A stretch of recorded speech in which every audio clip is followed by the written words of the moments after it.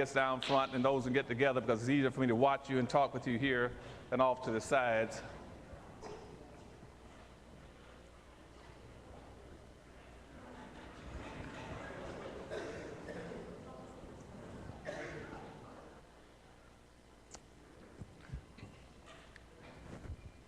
First of all, let me thank my host for inviting me back up here.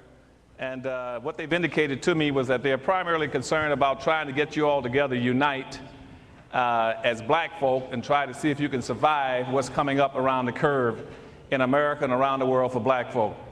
And particularly, they want me to focus on economics. So this evening, I'm going to take maybe, he wants me to spend about an hour running through a variety of things with you, to give you a better understanding of where we are and where you ought to be going as black people.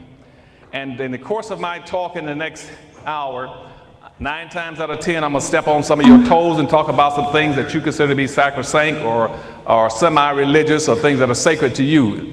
I might even talk about some of your black leaders. But what I'm going to tell you today is very, very important for you. And I want you to understand clearly that black folk in America in a world of trouble. You're in a world of trouble in this country and in the world. And contrary to what you hear, I don't care whether it comes out of a black mouth or a white mouth, anybody that tells you that black folk are progressing in America is lying to you. You're lying to you. And right now, if we don't do some very specific things in America and in Baltimore in the next 3 years, not 200 years from now, but in the next 3 years, you are through in America. You're through. You're going to become a permanent underclass in 3 years. And an underclass means those individuals who, by the nature of their circumstances, will be forced to live as either beggars or criminals. That's where you're going. I'm going to say it to you again in case you missed that. Here in Baltimore and any blacks in America, you got 3 years to get your act together or you're going down. You're going to be forced to be either beggars or criminals for the rest of your existence. You got an unending influx of immigrants coming to this country. They're going to bury you alive. That bill they have right now in Congress, that is your tombstone. They're going to stick that up over your head. And any black person in this city that's shucking and jiving, they better get out of your way so you can get ahead because bad things are coming. This auditorium should have been full right now with black folk that understand the nature of your circumstances. And obviously all the teachers, your elected officials, your ministers are shucking and jiving in Baltimore.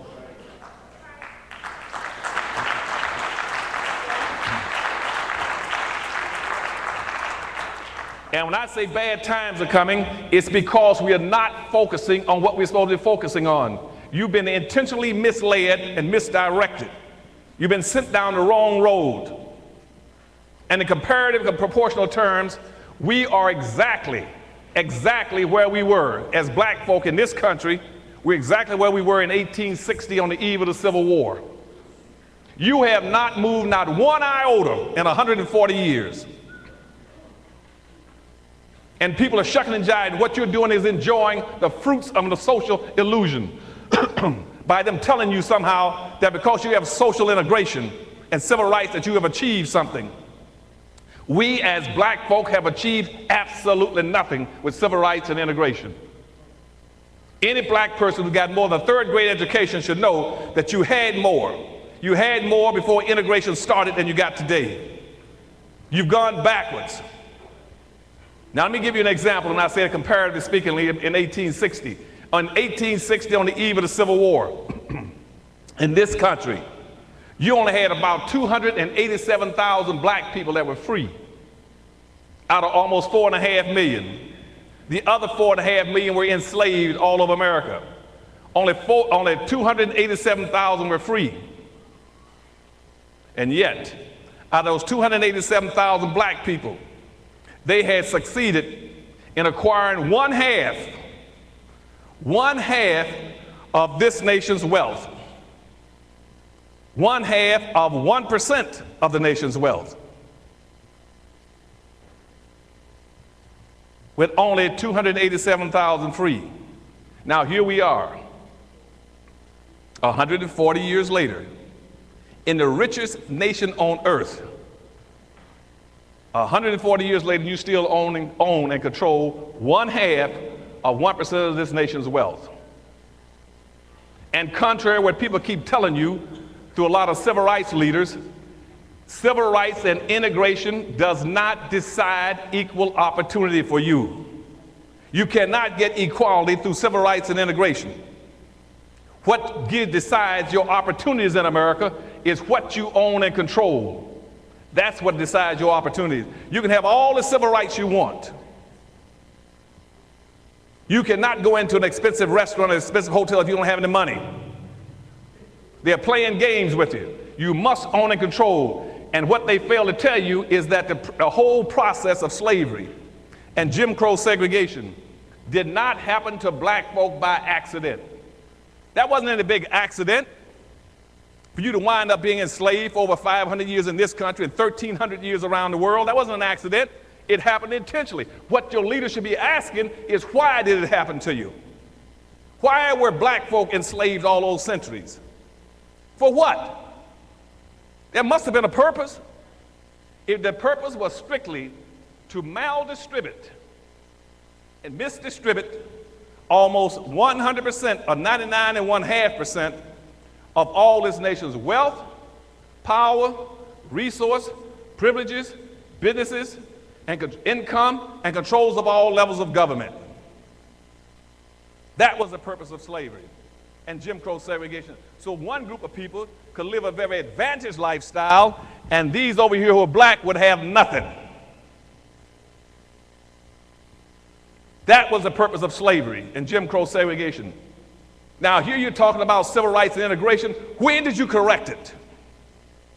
If the other group controls 99.5% of everything and you control nothing, where is your equal opportunity? Where is your equality? Why are you sending black kids to school every day and people telling them that you're in an equalized society, a colorblind society, and you got nothing? You own and control nothing. I can come in this city right now and drive around. I'll bet you right now I can't find 2 blacks in this city that owns more than a 3-story building. Everything in this city that's high-rise belongs to whites. You don't own any bridges. You don't own any in the tollways. You don't own any airplanes. You don't own any boats. You don't own any skyscrapers. You don't own the media. You don't own the banks of any consequence. You own nothing. You don't produce anything. You wear clothes, but you don't produce any of any consequence. All you wear eyeglasses, you don't produce any eyeglasses. You don't own any hospitals. We own nothing. And just as happy as we want to be, go watch TV. Every black you see has been put into a safe category. The social illusion that's being created for you to dissuade you from doing something to save yourselves, they put a social illusion on TV with safe blacks. The images that are put in front of you show you that those are safe blacks. Any black that's successful in America has some kind of an illicit relationship with a ball. He's either running with a football, baseball, basketball, tennis ball, golf ball, standing on the stage telling jokes, dancing, singing, pretending he's having a ball. They even got a program now on TV called The Ballers. Because see, white folks know you're safe if you've got a relationship with a ball going. Because there's about that much distance between a cotton field and an athletic field. In the athletic field, you were chasing cotton balls. Now you're chasing basketball and tennis balls. You haven't moved one iota. The same person that owned the cotton fields now owns the basketball teams and the football teams.